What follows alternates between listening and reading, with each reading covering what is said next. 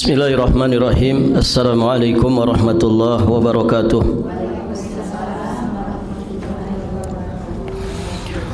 Innal hamdalillah nahmadullaha ta'ala wa nasta'inuhu wa nastaghfiruh wa nastahdihi wa natubu ilaih wa na'udzu billahi min syururi anfusina wa sayyiati a'malina.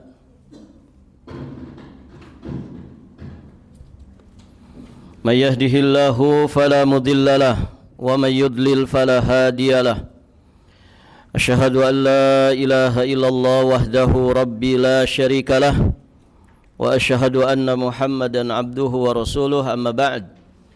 Allahumma inna nas'aluka ilman nafi'an wa rizqan thayyiban wa amalan mutaqabbala.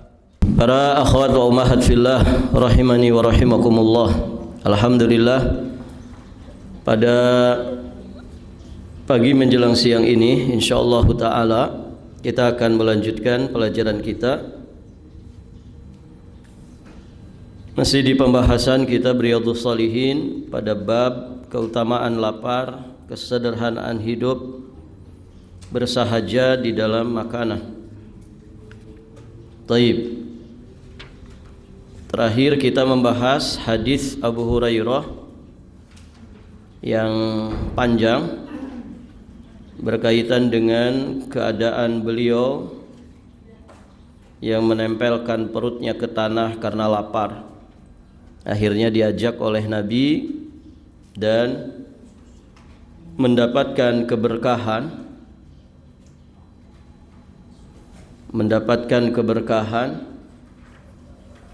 dari susu yang diberikan Nabi sallallahu alaihi wa alihi wasallam.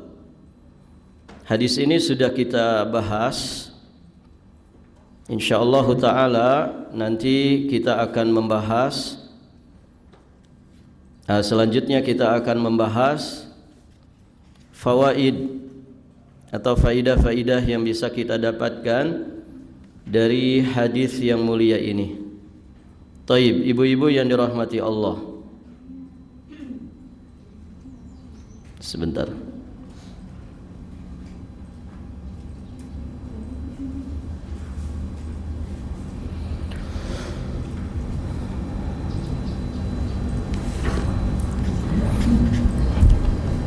Ya, sekarang faidah-faidahnya kan Ibu?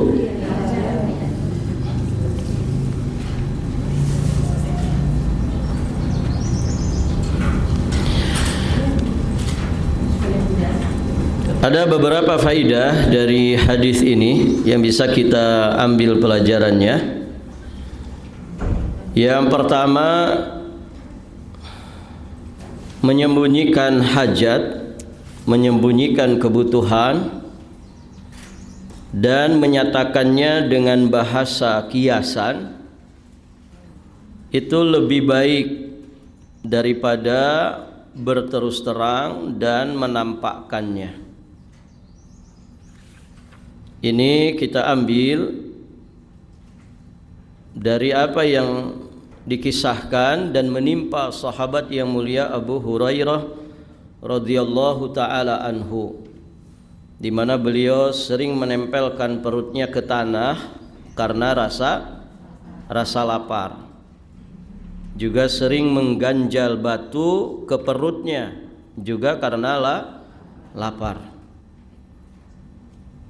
Nah, ini sejatinya kiasan, ya, keadaan yang lapar dari beliau, namun beliau tidak terang-terangan, disembunyikan hajat kebutuhannya, dan itu tentunya lebih baik daripada terang-terangan, sehingga terjaga dari perbuatan meminta-minta. Taib, ibu-ibu yang dirahmati Allah. Kemudian pelajaran berikutnya,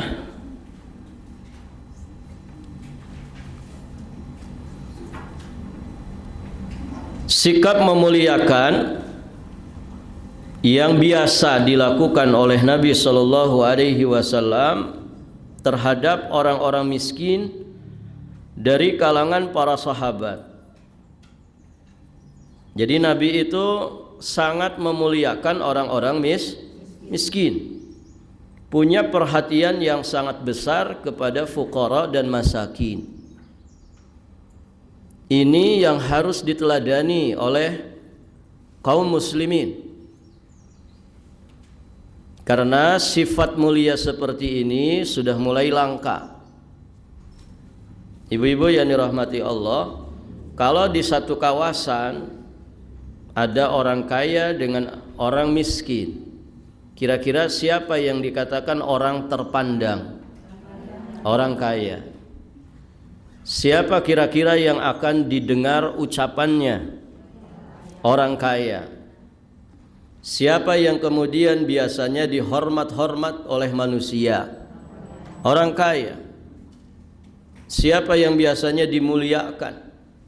Orang kaya. Orang miskin itu tersingkir. Orang miskin itu tersisihkan. Bahkan waliyadzubillah, orang miskin dianggap sampah, virus yang harus dimusnahkan. Kan begitu. Padahal di dalam Islam Nabi sallallahu alaihi wasallam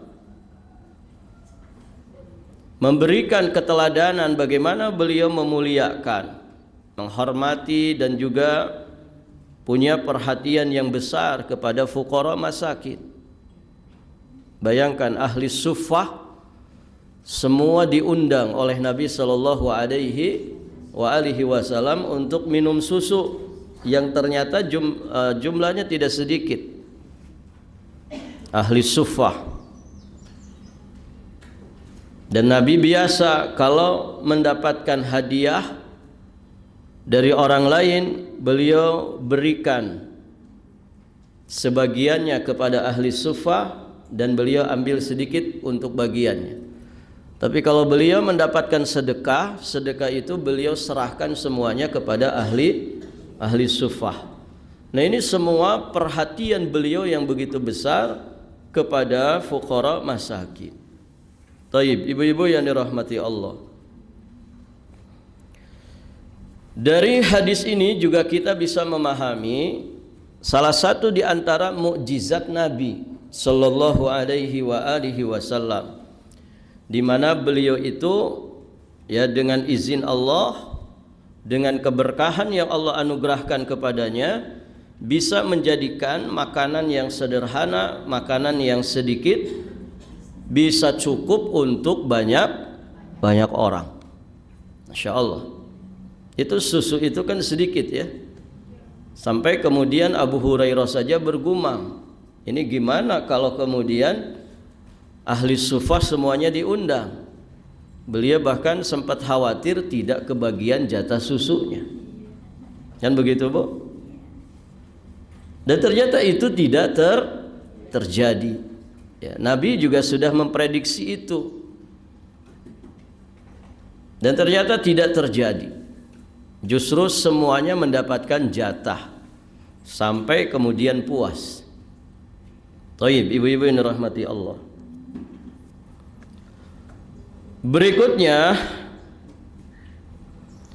dari riwayat ini juga kita bisa mengambil pelajaran tentang pertanyaan seorang suami kepada keluarganya tentang sesuatu yang ditemukan di rumahnya yang sebelumnya si suami tidak tahu atau sebelumnya mungkin tidak ada. Untuk apa? Untuk kemudian dapat melakukan sesuatu yang menjadi konsekuensinya. Jadi ibu, kalau suami itu nanya sesuatu di rumah yang sebelumnya tidak ada, itu wajar. Karena suami bertanggung jawab penuh ya di dalam rumah tangga itu. Dan ada konsekuensi, kan begitu. Nah, Nabi di dalam riwayat ini bertanya kepada keluarganya yang di rumah ketika ternyata ada susu. Di rumah ada susu padahal sebelumnya tidak Tidak ada. Maka beliau bertanya, dari mana susu ini? Dari mana susu ini? Supaya jelas ini susu ini dari mana. Kalau itu sedekah, Nabi tidak akan ngambil, karena tidak boleh. Ya, keluarga Nabi dan keluarganya mengambil sedekah. Tapi kalau itu hadiah, beliau akan mengambilnya. Nah, itu ibu-ibu yang dirahmati Allah.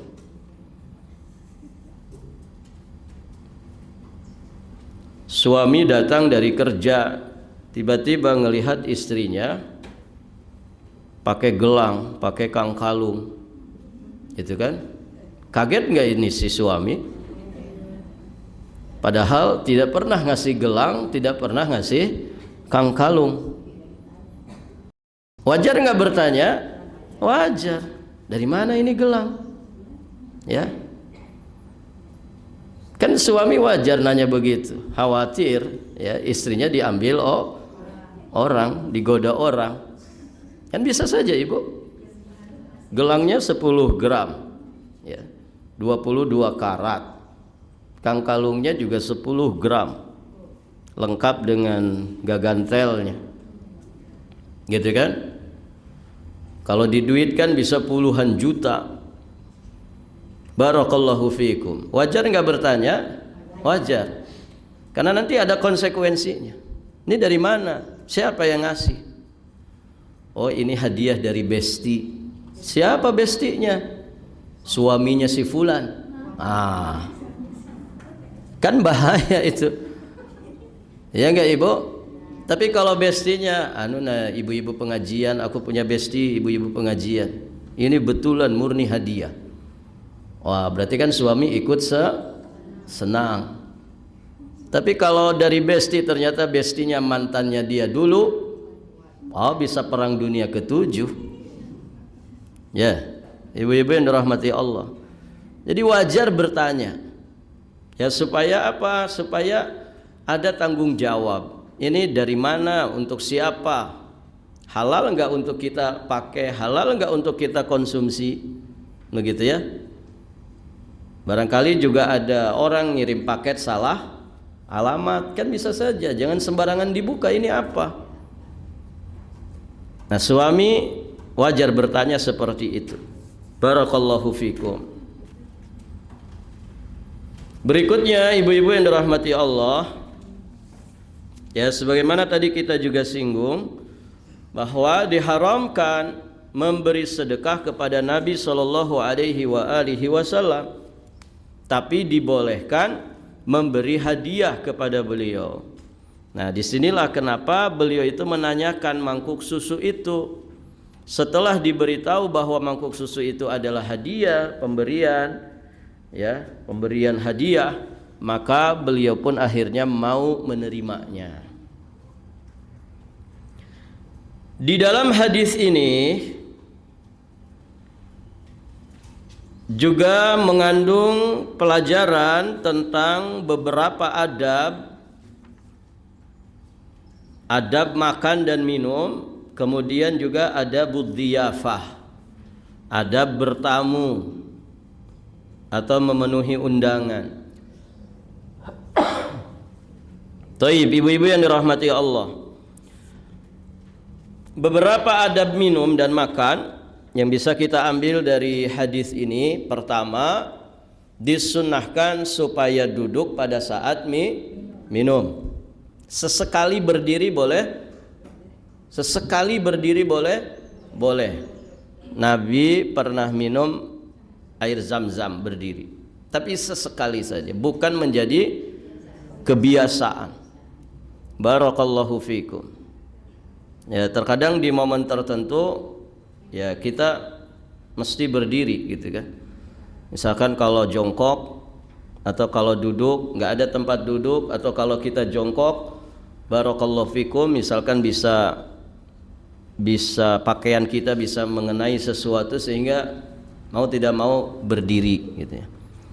Taib, ibu-ibu yang dirahmati Allah. Jadi disunahkan duduk pada saat minum, dan telah ditegaskan larangan minum sambil berdiri dalam hadis-hadis sahih. Dan ketahuilah bahwa larangan ini juga berfungsi pengharaman minum sambil berdiri. Jadi asal sunnahnya minum itu duduk. Kemudian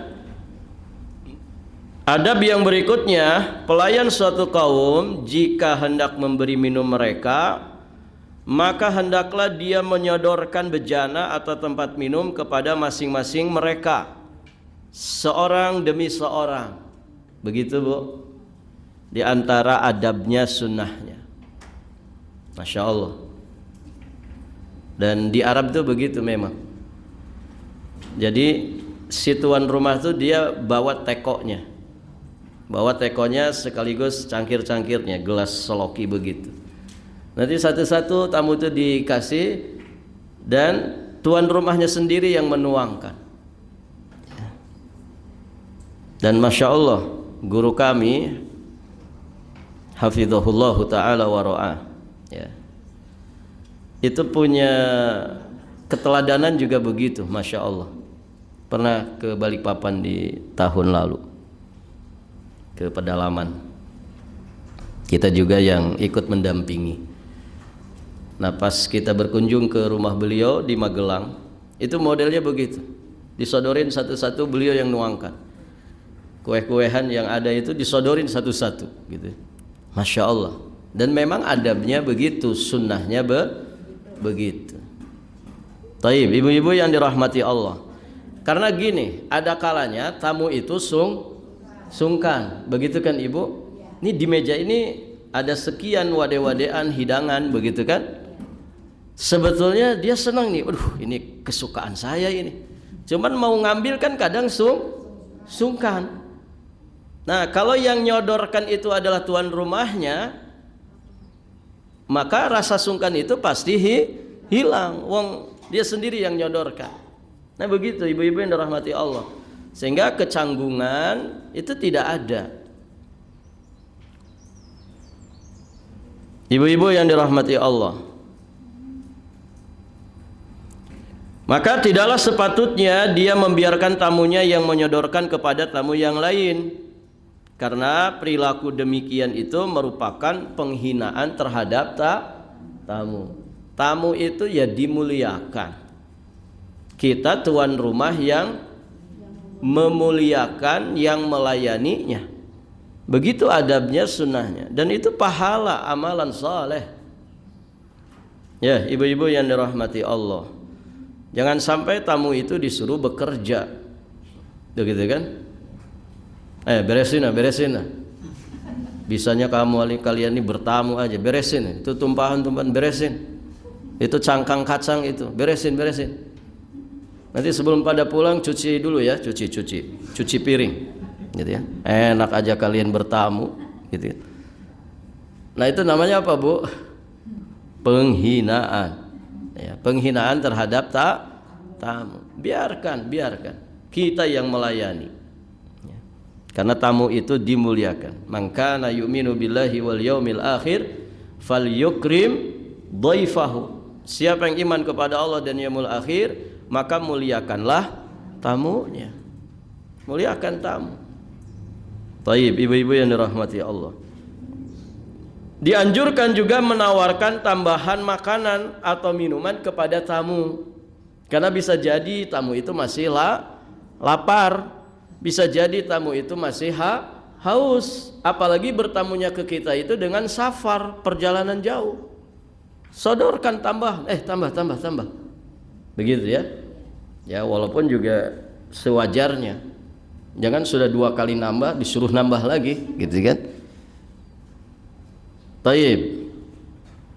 Diperbolehkan makan dan minum sampai kenyang tanpa harus berlebih-lebihan. Jadi makan sampai kenyang itu boleh, tapi jangan berlebih-lebihan. Sendawanya sampai 5 kali baru saya berhenti. Itu berlebih-lebihan. Cukup sekali sendawa itu sudah isyarat lambung kita penuh, sudah cukup. Jangan nunggu sendawa yang ke-5 kali, nanti malah keluar lagi, gitu ya. Taib. Namun hal ini jangan dijadikan kebiasaan. Ini bagus ya konsep Islam itu. Boleh sampai kenyang, sesekali sampai kenyang, betul-betul sampai puas. Begitu kan? Tapi jangan dijadikan kebiasaan. Sewajarnya saja. Makan dan minum dengan tidak terlalu kenyang itu lebih baik. Ustaz, gimana kalau ditakar? Oh, bagus. Kalau ditakar malah bagus. Ya, satu congclo ini protein, segunduk lagi misalkan ini seratnya, segunduk lagi ini karbonya, ya. Barakallahu fikum. Intinya 4 sehat 5 sempurna dengan jatah yang pas saja atau bahkan kurang, tidak ada masalah. Ya, yang penting kan nutrisinya Ibu ya. Nutrisi yang lengkap. Dan kurma itu ternyata kaya nutrisi. Ibu kalau makan kurma itu kaya nutrisi, tapi kurma yang asli Bu ya. Karena ada kurma yang sudah pakai gula. Ibu kalau beli kurma jangan asal kurma, lihat kemasannya, baca ininya, indikasinya apa di dalamnya. Ada yang dipakai gula. Ya. Ibu-ibu yang dirahmati Allah, itu kayak nutrisi. Nah, di kita makan barakallahu fikum, makan memang makan, tapi cuman satu nutrisi, cuman satu saja kandungannya, namanya karbo, gitu kan? Nasi karbohidrat, mie goreng karbohidrat, apa ini? Bihun karbohidrat, kentang goreng karbohidrat, nggak ada seratnya itu. Kan biasa ibu-ibu ya masak sarimi pakai nasi. Di kita kan biasa Ibu, sarimi pakai nasi, mie pakai nasi, ya itu juga, nggak ada seratnya. Maka ya penting juga memahami itu. Ya beda dengan di masa itu. Ya kalau Nabi kan makannya kurma, ya susunya susu kambing, kurma itu sudah kaya nutrisi. Ya. Kalau kita kan jarang makan kurma kecuali Ramadan mungkin gitu ya. Barakallahu fikum, karena itu bukan makanan harian kita. Ya kalaupun beda makanannya, ya perhatikan kandungan nutrisinya, kan begitu, supaya bermanfaat bagi tubuh. Barakallahu fikum. Ibu-ibu yang dirahmati Allah,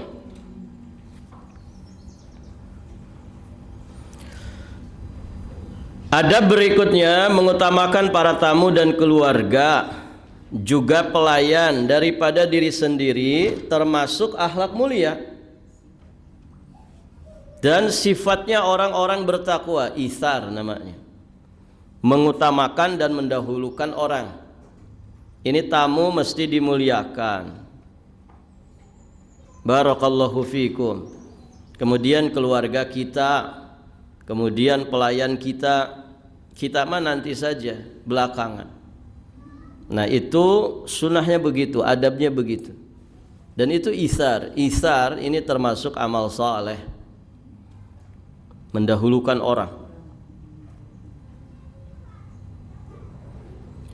Kemudian juga di sini ada adab bahwa seorang yang memberi minum kepada suatu kaum, hendaklah dia minum paling akhir.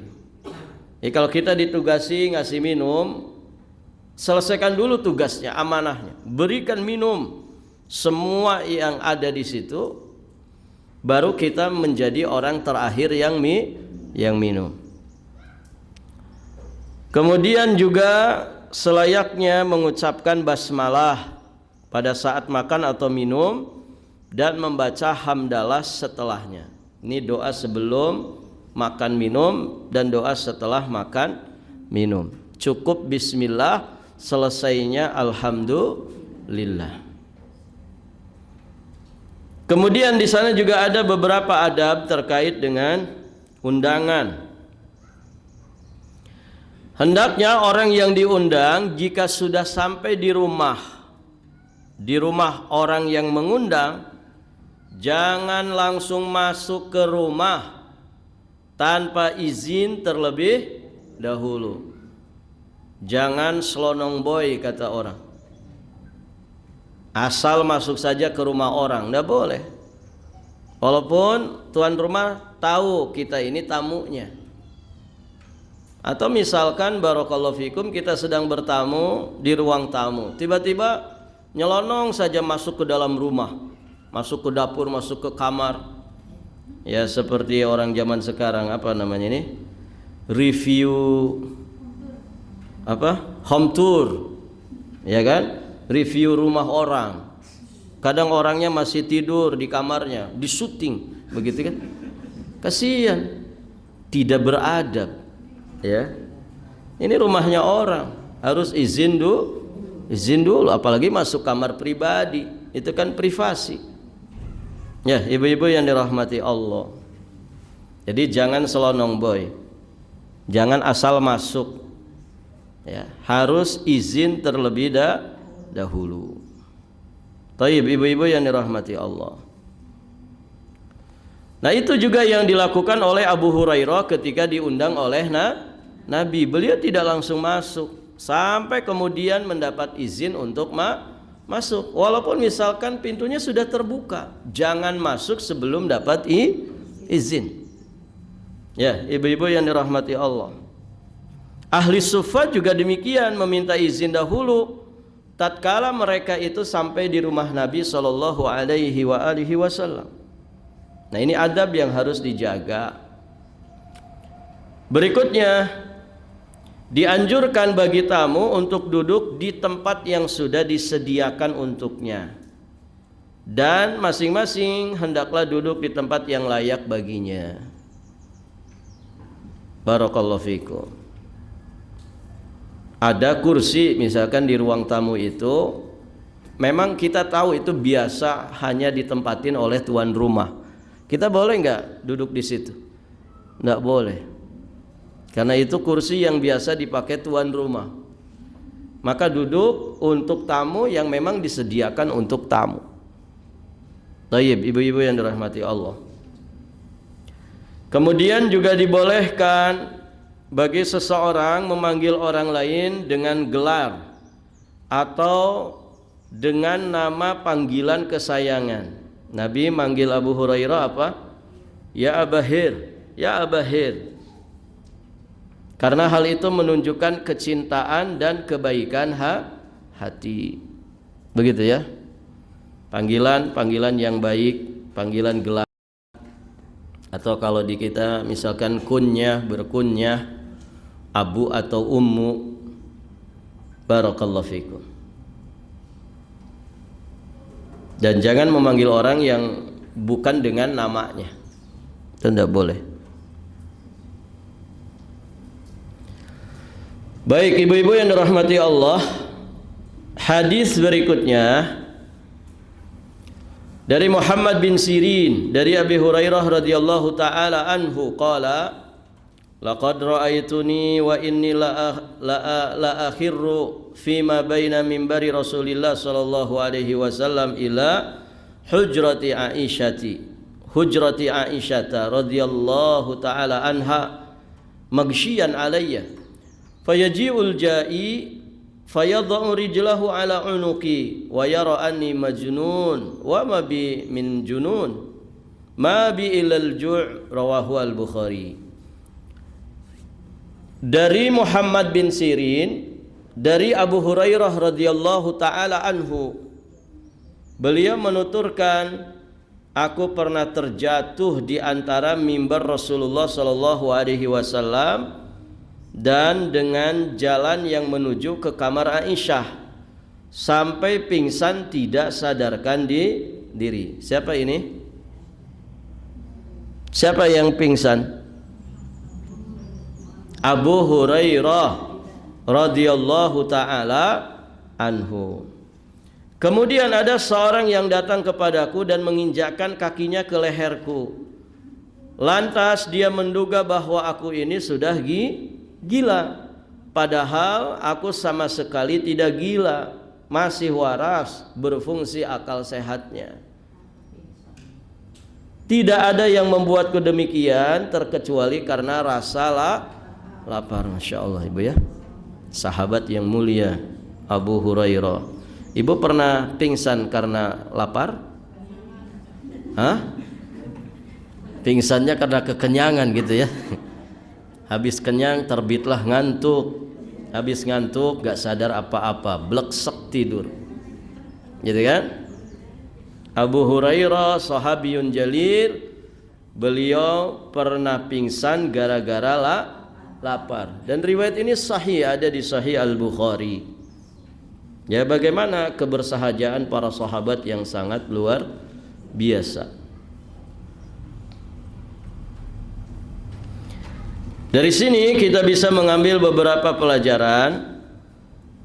Ya, riwayat ini juga menjelaskan kepada kita bahaya lapar yang dapat menjatuhkan seseorang, menghilangkan kekuatannya untuk mengendalikan diri sendiri.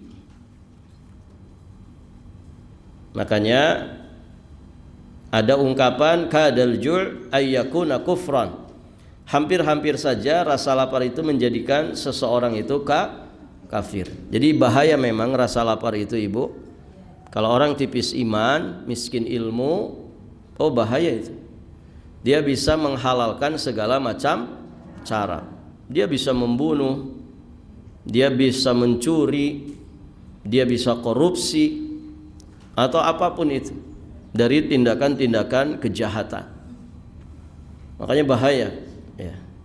Kalau kemudian kelaparan pada rakyat itu dibiarkan, itu sangat berbahaya. Biasanya kriminalitas itu semakin bertambah, semakin meningkat ketika banyak orang yang lapar.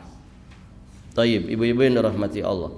Maka sebetulnya program ngasih makan itu bagus, tapi harus tepat sasaran dan harus dikelola, dimanage dengan sangat baik. Jangan banyak kepentingan di dalamnya, gitu ya.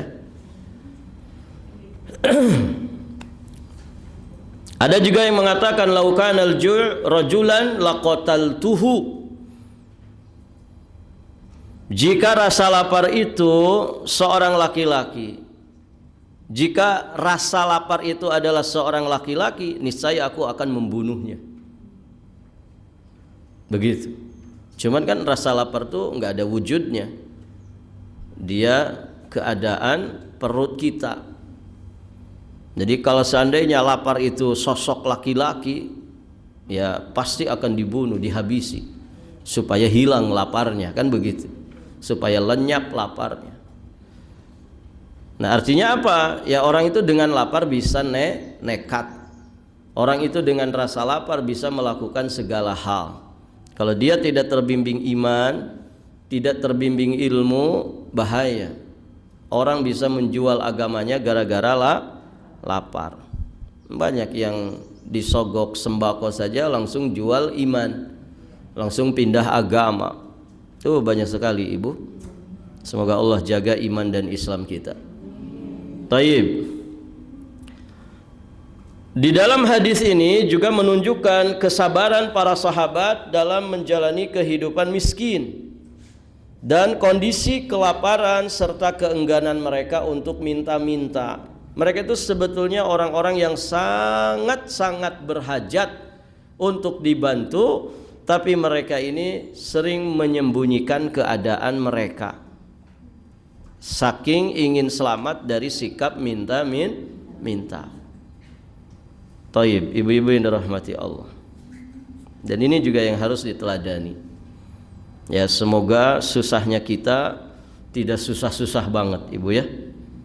Miskinnya kita tidak miskin-miskin banget. Maka mintalah kecukupan kepada Allah. Allahumma inna nas'alukal, apa bu doanya? Allahumma inna nas'alukal huda wat tuqa wal afafa wal ghina. Nah, itu minta kecukupan. Al ghina, ghina itu cukup, merasa cukup. Mau berangkat haji cukup buat haji, gitu kan? Mau umroh cukup buat umroh. Ya. Intinya cukup. Cukup tidak mesti banyak. Cukup itu tidak mesti banyak. Banyak orang yang sudah punya harta banyak tapi tidak cukup cukup. Taib, ibu-ibu yang dirahmati Allah. Berikutnya, di dalam hadis ini juga terkandung penjelasan keadaan salah satu dari adat istiadat bangsa Arab, bahwa mereka meletakkan kaki di atas leher orang gila sampai mereka itu sadar. Ya di kita enggak gitu ya. Di kita malah yang waras takut sama yang gila. Ya kan ibu? Sok ibu kalau papasan sama orang gila lari enggak? Pilih gang yang lain kan? Takut ada orang gila, gitu kan? Taib, ibu-ibu yang dirahmati Allah. Dan ada doa berlindung dari penyakit gila. Apa doanya, Bu?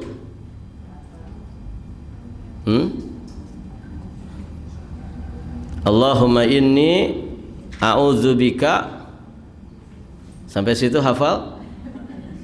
Selanjutnya ada, Bu, Nabi berlindung dari penyakit gila, hilang akal. Allahumma inni a'udzubika minal barasi wal jununi wal judhami wa min sayyi'il asqam. Ya Allah, sesungguhnya aku berlindung kepadamu minal baras, dari penyakit belang, wal junun, dari penyakit gila, wal judham, dari penyakit lepra, wa min sayyi'il asqam, dan dari semua penyakit yang membahayakan, semua penyakit yang berbahaya. Ini doa kayak gini selayaknya selalu dibaca. Kita ini nggak tahu, Ibu, kalau di medical check up sehat apa tidak kan? Banyak gak orang yang aslinya kelihatannya sehat-sehat saja, ya ternyata tiba-tiba mati serangan jantung. Ya, maka minta terus kesehatan kepada Allah. Nah, diantaranya doa seperti ini, atau doa Allahumma rabban nas adhibil ba'sa ishfina wa antas syafi la shifaa illa shifauka shifaan la yughadiru saqama. Ibu-ibu yang sudah sepuh, ya minta kepada Allah dilindungi dari penyakit pikun. Ada juga itu doanya. Allahumma inni a'udzubika minal ajzi wal kasali wal jubni wal bukhli wal harami wa dhala'id daini wa qahrir rijal. Oh, doa-doa kayak gitu dibaca. Ada kan di sini yang sepuh-sepuh, Bu? Barakallahu fiik. Suka baca doa itu tidak? Baca. Di samping kita ikhtiar, ya menjaga hati kita, juga ikhtiar, ya menjaga jasmani kita, ikhtiar juga dengan menjaga keistiqomahan doa kita.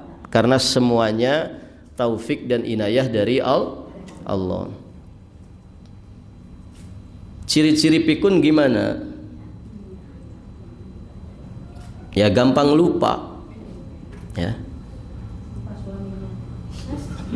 Lupa sama suami, Bu. Oh, itu pikunnya kebangetan. Dari ruang tamu ke dapur, mau ngambil sesuatu, di dapur ngeblank. Nah, itu tanda-tanda itu. Berarti sudah ada yang konslet ya di otaknya. Sudah ada yang terputus itu koneksi di otaknya. Pernah gitu, Bu? Pernah. Masih muda atau sudah tua? Ya.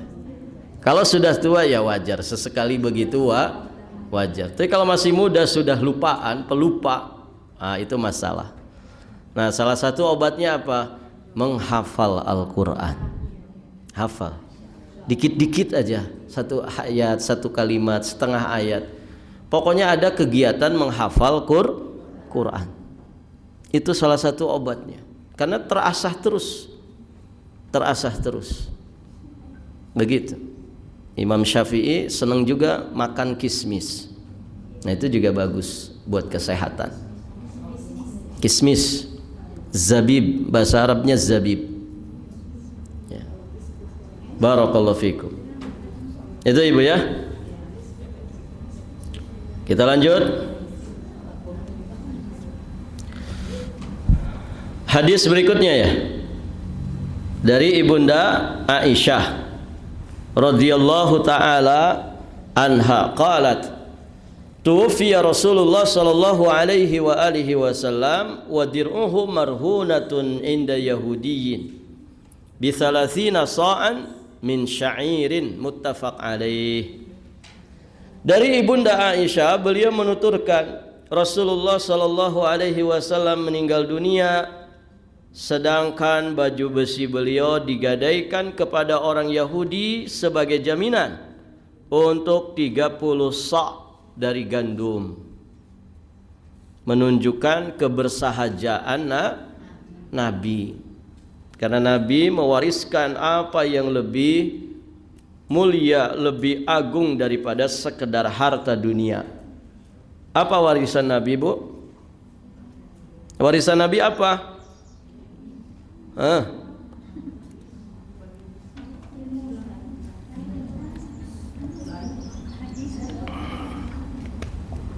Warisan Nabi yang lebih mulia daripada dunia dan seisinya apa? Ilmu. Al ulama warasatul anbiya. Para ulama itu adalah pewarisnya para nabi. Wal anbiya ulam yuwarisu dinara wala dirhama. Para nabi itu tidak mewariskan dinar, tidak mewariskan dirham. Innama warasul ilma. Yang mereka wariskan itu hanyalah ilmu. Faman akhadahu faqad akhadha bihadzin wafir. Siapa yang mengambil ilmunya para nabi, ilmunya Rasulullah sallallahu alaihi wasallam, maka sungguh dia telah mengambil jatah yang berlimpah. Itu warisannya Nabi. Jelas ilmu lebih baik daripada materi dunia, lebih utama, lebih mulia. Maka ya tidak banyak harta yang ditinggalkan oleh Nabi. Kata Ibunda Aisyah, ketika Nabi wafat, baju besinya saja tergadaikan kepada seorang Yahudi dengan jaminan 30 sok gandum. 30 sok. Satu sok itu taruhlah 3 kilo. Taruhlah 3 kilo satu sok. Berarti 30 sok 3 kali 30 90 kilo gandum. 90 kilo gandum. Sedikit atau banyak itu? 90 kilo gandum itu ya sedikit. Sedikit Ibu. Berapa harga 1 kilo gandum? Kalau beras kita berapa sekarang beras? Taruhlah 20.000 gitu ya. Taruhlah 20.000. Gandum taruhlah 20.000. Berarti kalau 90 kilo berapa duit itu, Bu? 1.800.000 berapa? 1.800.000 dong. Ya tidak? 10 kilonya berarti kan 200.000. Berarti 1.800.000. Kecil atau besar itu? Di zaman kita ini kecil. 1.800.000 kecil. Apalagi di Balikpapan. Ya. Ibu kota Nusantara. 1.800.000. Ketika Nabi wafat. Taib, ibu-ibu yang dirahmati Allah. Ad-dir'u itu maksudnya pakaian besi yang biasa dipakai untuk kebutuhan perang. Baju besi. Marhunah. Ada kalimat marhunah di sini dari kata rohan. Secara bahasa artinya penahanan. Rahan, marhun. Adapun secara istilah syar'i, marhunah Berarti meletakkan suatu barang berharga pada orang yang memberi utang untuk bisa mengambil sesuatu hak darinya apabila pengutang tidak mampu melunasi utang atau jaminannya. Begitu. Ya digadai. Jadi beliau menggunakan baju besi, kemudian dapat 30, ya dapat piutang 30 sok gandum atau 90 kilogram gandum. Nah, disinilah kezuhudan Nabi terhadap dunia dan sikapnya yang tidak memperbanyak harta kekayaan di dunia, tidak disibukkan dengan berbagai aktivitas harian, juga beliau tidak bergantung pada benda-benda tersebut. Ya, di rumah kita itu semakin banyak barang, semakin riweuh. Ya tidak Ibu? Riweuh ngurusnya, beberesnya. Jadi secukupnya saja, minimalis. Minimalis untuk maksimalis. Minimal mungkin perabotan rumah tangganya, tapi maksimal sedekahnya. Begitu. Maksimal berbaginya kepada fuqara dan masakin. Begitu. Saya mengetahui ada seseorang yang Masya Allah Ibu, sudah pensiun orangnya. Rumahnya karena cuman berdua sama istrinya, mungkin tipe 40 meter persegi saja, tidak besar rumahnya. Tapi luar biasa sekalinya infak itu. Kalau ada pembangunan masjid, infak 20 juta, infak sekian puluh juta. Nah begitu. Untuk kita ya seperlunya aja kan, seperlunya aja. Tapi maksimalkan untuk bekal akhirat. Orang itu di dunia lebih sering mempersiapkan diri untuk dunia, kan gitu, daripada mempersiapkan diri untuk bekal mati. Ya kan? Kenapa mati-matian bekerja? Biar punya bekal tua nanti. Bagus, iya bagus, tapi jangan lupa bahwa kita akan mati. Bekal mati itu lebih diutamakan daripada bekal hidup. Ya, ibu-ibu yang dirahmati Allah. Karena bisa jadi kita belum sempat mengumpulkan bekal untuk hidup masa tua, ternyata kita keburu mati. Kalau kemudian bekal matinya belum dipersiapkan, mau kayak apa kita?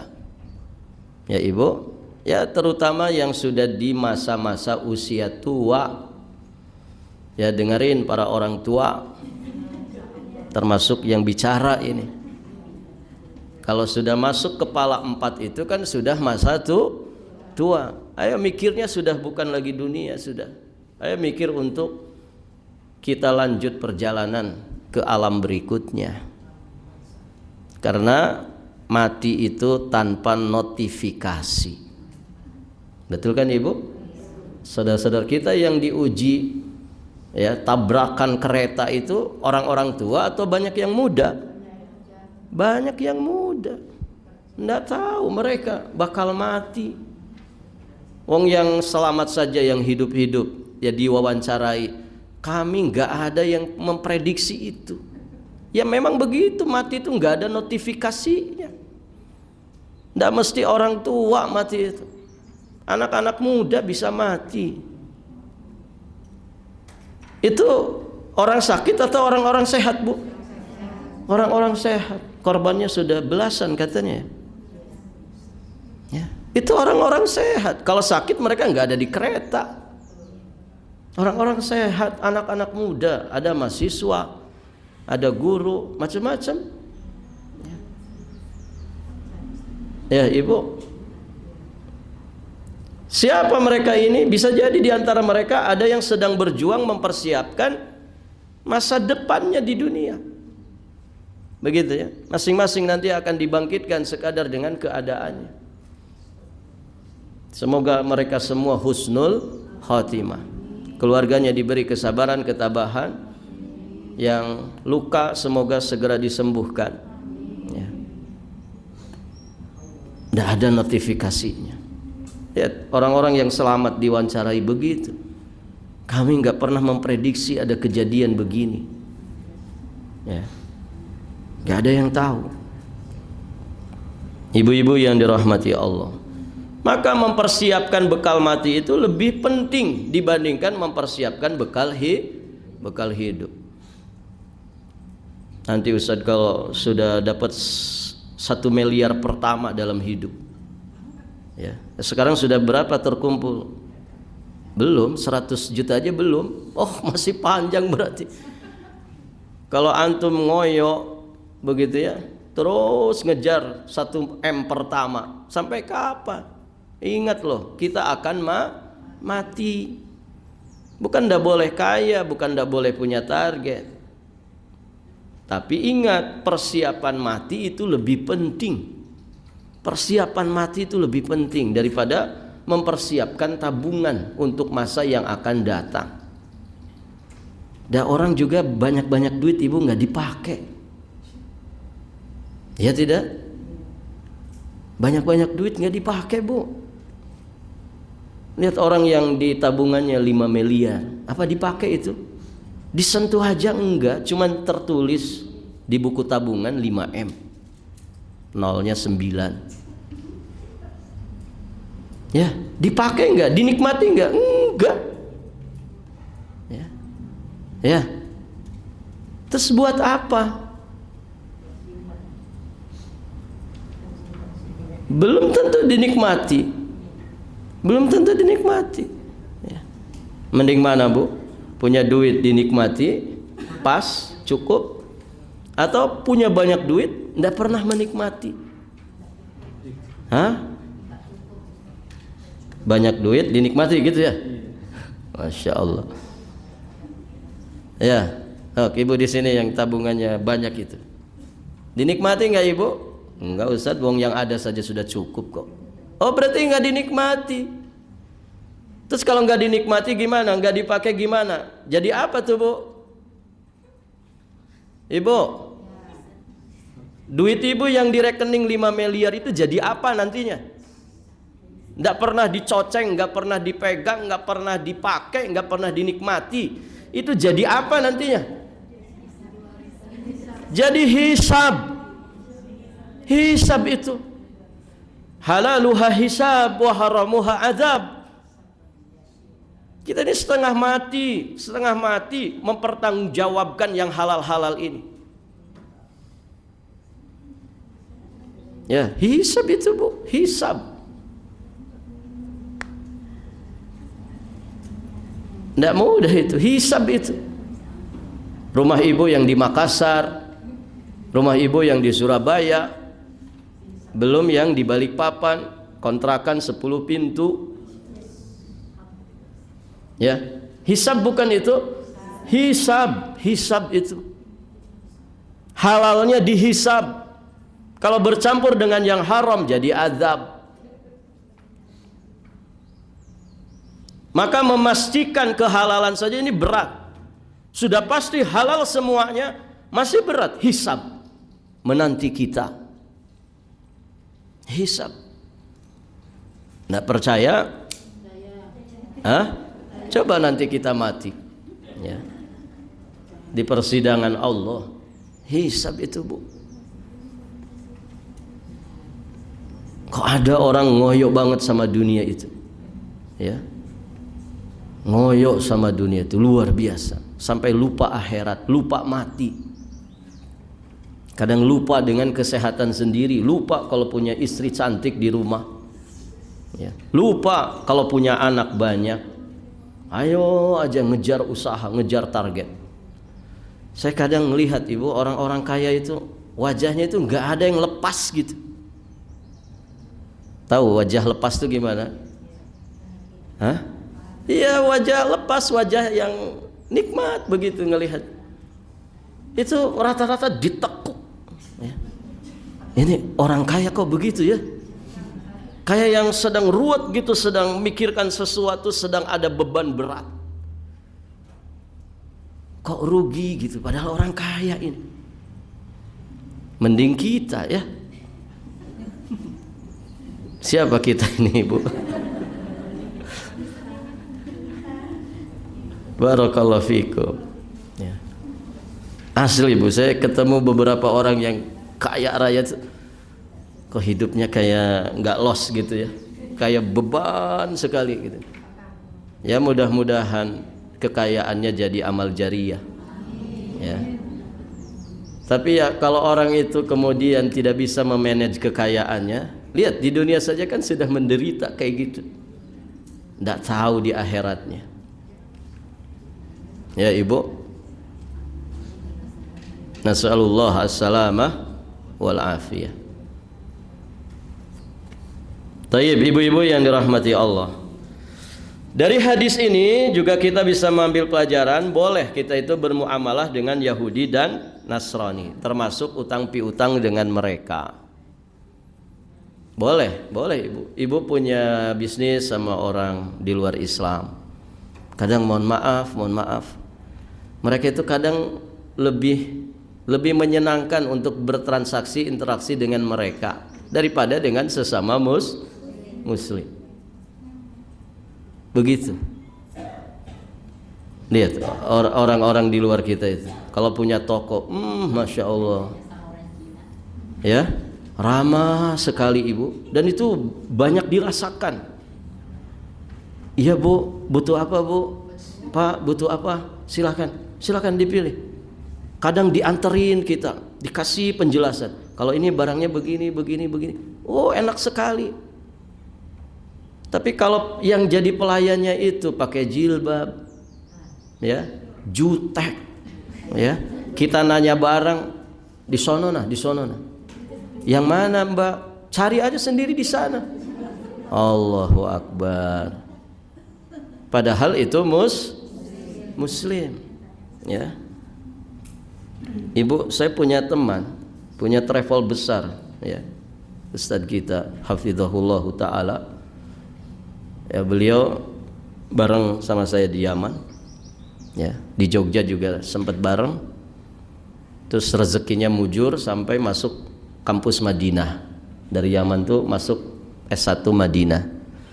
Mau masuk S2 Madinah, qadarullah karena mungkin banyak saingan tidak nembus. Akhirnya bisnis travel di Madinah. Besar travelnya sudah. Dan beliau ngurusin banyak travel. Itu sampai cerita. Ini cerita waktu kita ketemu di Madinah. Yud katanya, anak lebih seneng berurusan dengan travel yang tidak pakai logo-logo sunnah. Ternyata mereka lebih apik, lebih tertib, lebih disiplin, lebih jujur daripada yang pakai label sunnah. Lihat Ibu, puluhan travel sunnah beliau pegang. Tapi ada aja masalahnya. Ditagih hutang malah marah-marah. Aku ini loh ustad. Begitu. Padahal hutangnya ratusan juta, sampai muyak katanya nagih. Ya.